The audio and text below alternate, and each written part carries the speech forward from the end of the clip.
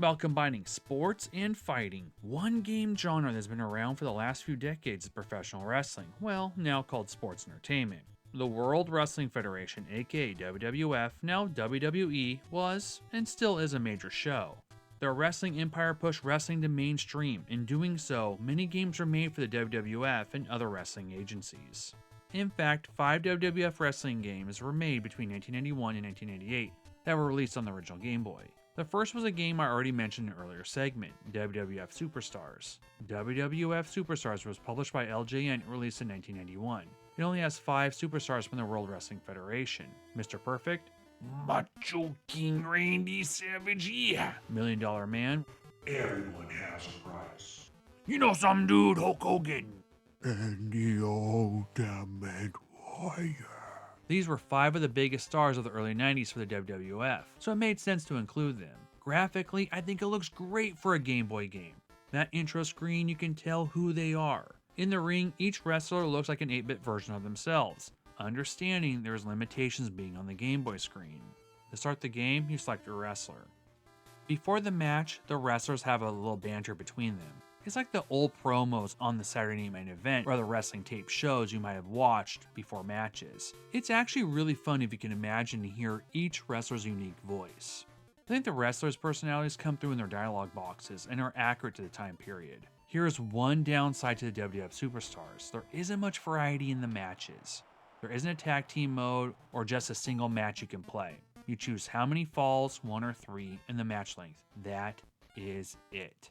As for gameplay, it's basic. You can punch and do some maneuvers like body slams. One annoying thing in the game, and it's an issue for every WWF wrestling game discussed, is rolling around on the mat. You roll on the ground trying to get back up, hopefully avoiding elbow drops or stomps, and so on from your opponent. You can also take advantage of the situation if they're on the ground and get cheap shots in while your opponents just stop dropping and rolling. There are other wrestling moves like drop kicks, pile drivers, flips, and a few more. They're not as easy to do, and sometimes if you're trying to do these moves, it just doesn't happen. Mostly this game is a button masher. Your goal is to pin your opponent in a 3 count. You do this by bringing the other's health down to 0 or close to it. After a period of time, the wrestlers can regain part of their health back. Some, like Hogan or Warrior, seem to regain their health back quicker than others. Another way to win is to get them disqualified if they are out of the ring for 10 seconds. Some of the other 8-bit or 16-bit wrestling games, this is easier to accomplish. In WWF Superstars, you are more likely to get a countout and disqualification. There is a special move you can perform by pressing the select button. You see that star by your health meter? You only get 1 per match and it's harder to pull off. By pressing select near your opponent, you'll pick him up and toss him outside the ring. This deals a lot of damage. That is, if it actually happens. More often than not, you'll be the victim of the great toss. The strength of these guys is amazing. That is impressive. Each wrestler's theme music is present, except one. For the most part, they sound decent. The $1 Million Man's Money Money Money theme song is absent. It is a different song. There are only 4 matches to win. It might seem easy, but Hulk Hogan or the Ultimate Warrior will make it tough. Depending on which wrestler you choose, it will change the loadout for matches. It starts with Mr. Perfect, unless you choose him, $1 Million Man, Macho, with the last 2 being Hulk or Warrior. After the match is over, ring announcer Vince McMahon will break down the win and defeat. There's usually a little bit of a pun about the heel wrestlers that lose, like Mr. Perfect, $1 Million Man, or Macho King. There are slight differences in strength and speed for each wrestler. Hulk Hogan and Ultimate Warrior are the most powerful. Macho Man seems to be faster at punches. I tried to beat this a few times with Macho Man, and Hogan always destroyed me because he gained his health back so fast. When I first had this game when I was younger, I always picked Hulk Hogan. So once again, I went with the Hulkster and crushed the game. It was the Ultimate Challenge Part 2 when I squared off against the Warrior. This time, Hulk Hogan won. After you defeat all 4 opponents, McMahon gives one last announcement and your wrestler image appears in the ring. No big ending, not even a congratulations. WWF Superstars is one of the first Game Boy games I got to experience. My friend happened to bring it on a camping trip and we actually played it quite a bit. This game had an influence on me, and that's why I picked up this game as one of the first Game Boy games I bought when I finally got a Game Boy. Superstars is not overly complicated. It's a quick pick up and play type of game. It's a short one too. one you can beat within 15 minutes. It does have some replay value if you want to see if you can conquer the game with all 5 wrestlers. For what it is, I still like it to this day. It's fun and one that isn't that hard to find. I feel like a basic no-brainer but an entertaining wrestling experience. Maybe you should pile drive this into your Game Boy and check it out.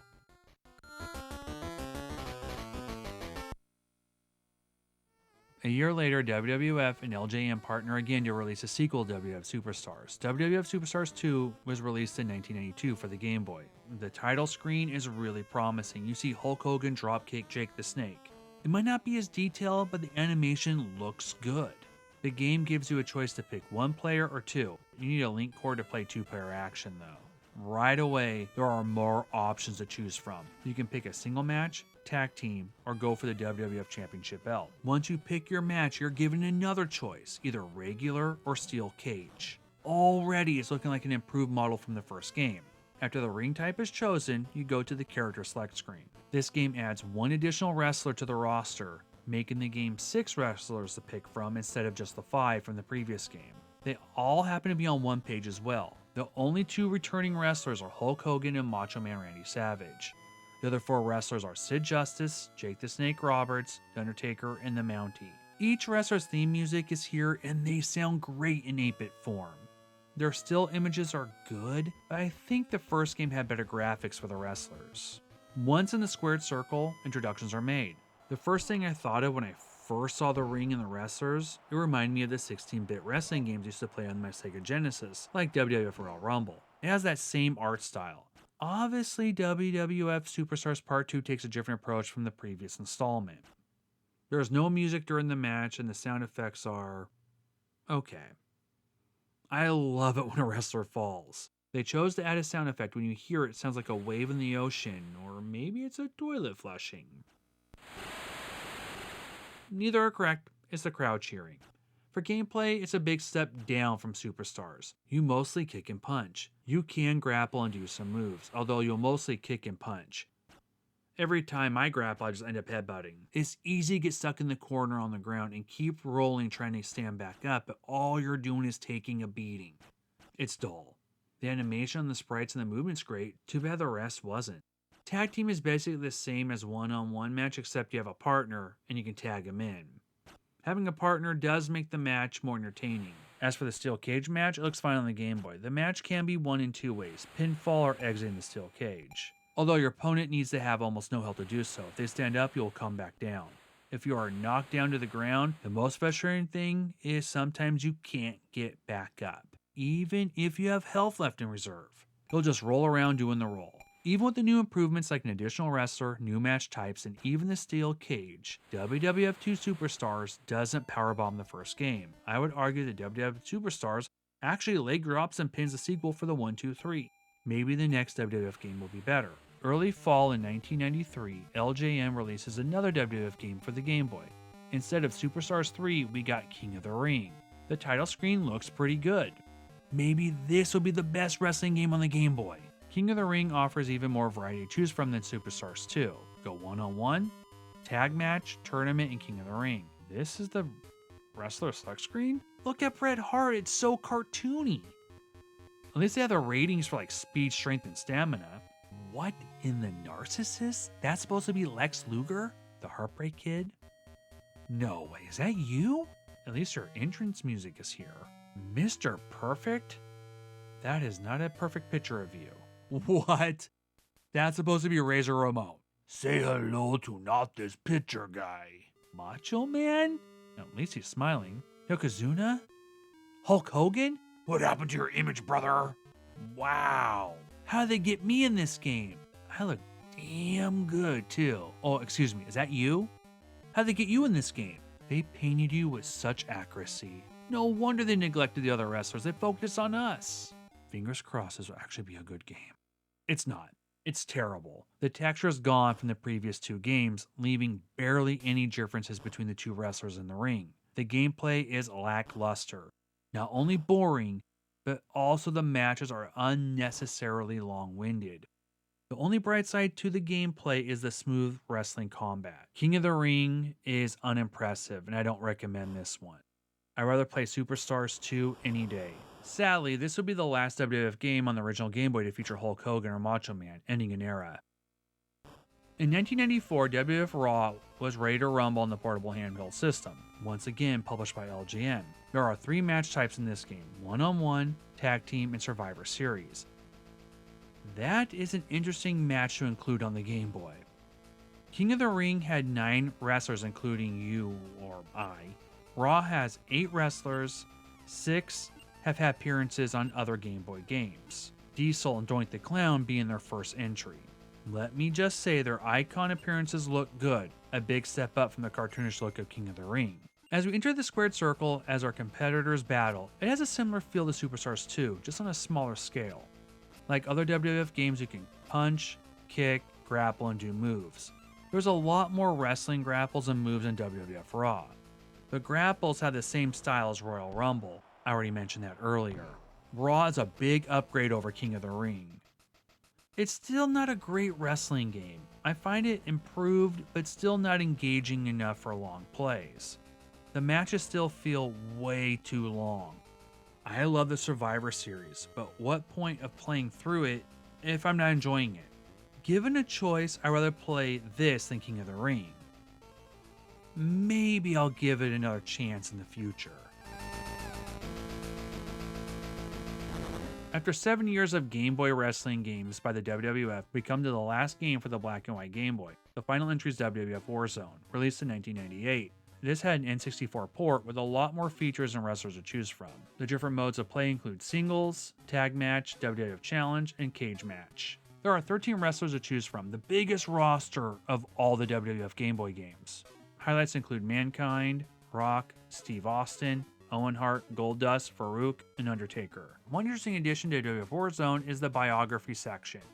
Here it breaks down each wrestler's height, weight, hails from, and finishers. They each have a quote too, except for Kane, which has nothing really on this page. Want to know what Warzone's wrestling's like? Well, it's like this. I really don't know what to say. It's bad. Not as bad as King of the Ring, nevertheless, this is appalling. This has a strange side view, and everything's off. The controls, the weird stance they give, they look like they're having back problems. Each wrestler looks similar. There isn't much distinctive detail to tell them apart. The sprites themselves aren't bad, they're just not as good as Superstars or its sequel. At least in Superstars or the sequel, they have more defining details of the sport entertainer's appearance. Oh yeah, if you get knocked down in Warzone, the rolling on the floor is the second worst in the WWF games. Scratch that, probably the worst. Ironically, WCW, World Championship Wrestling, WWF's biggest competitor at the time, only had one video game release for the Game Boy. WCW, the main event, was released in 1994 by FCI. The intro screen looks good. The music is upbeat. There are only 2 match types, single and elimination. You have the option to set the time and falls allowed. There are 9 WCW wrestlers to choose from: Rick Rude, Ron Simmons, Steve Austin, Sting, Dusty Rhodes, Johnny B. Bad, Big Van Vader, and the Steiner brothers, Rick and Scott. The sprites are cartoonish, but I think it works for this game. At least the wrestlers are somewhat recognizable. Wow, Vader lost some weight for the main event. The gameplay lacks in the main event. They can punch and kick. There are wrestling moves such as body slams and pile drivers. Too bad this game wasn't more fun. At times, the wrestlers seem to leap all over the place. Here we go again with the rolling around on the floor instead of just getting up. Once again, there's no actual stage music during the matches, only sound effects are used. I know it was programmed that way, it's like an actual wrestling match. It reminds me of WWF Superstars 2 in music design. It even has that funny wave sound effect for crowd cheering. This is cool though. The loser is carried out in a stretcher. That's a nice touch. World Championship Wrestling main event is not a slobber knocker. It's a slumber knocker. It's just not an enjoyable experience. Sadly, WCW main event is actually on the rare side. It's also the most expensive wrestling game for the system. There were other wrestling games on the Game Boy. The earliest wrestling game for the Game Boy didn't come from the WWF or WCW or any other wrestling territory in the USA. It was published by Hall. Hall Wrestling was released in 1990. It features similarities to the Fire Pro Wrestling series. The graphics are basic, but it's understandable being an early Game Boy title. I like the cartoonish look for the characters, especially in a hold or getting a bite taken out of the face. The gameplay is a mixed bag. You can punch, but it's best to wear down your opponent with moves or holds. Hell Wrestling is an uncommon title. The game itself is fun enough. You might want to try it out if you like these type of wrestling games like the Fire Pro series.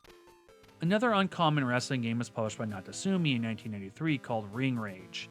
It's wrestling mixed with martial arts, so it's kind of like MMA.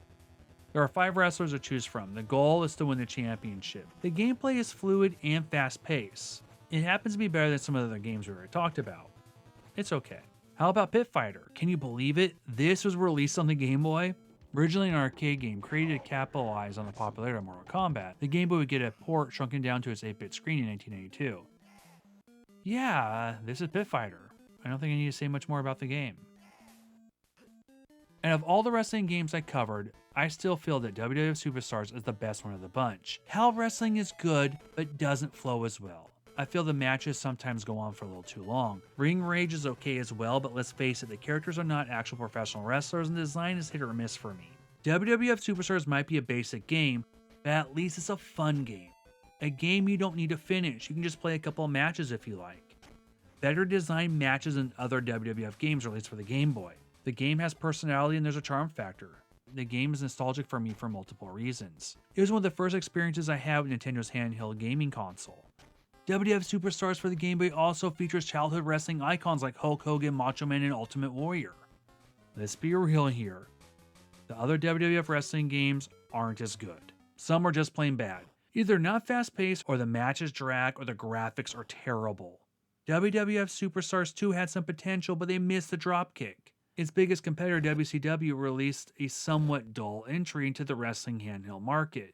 WWF Superstars, in my opinion, is worth a play, and it's one of 3 wrestling games I recommend for the system. Plus, it's very common and cheap. What you gonna do, brother? Play some WWF Superstars on the Game Boy, dude.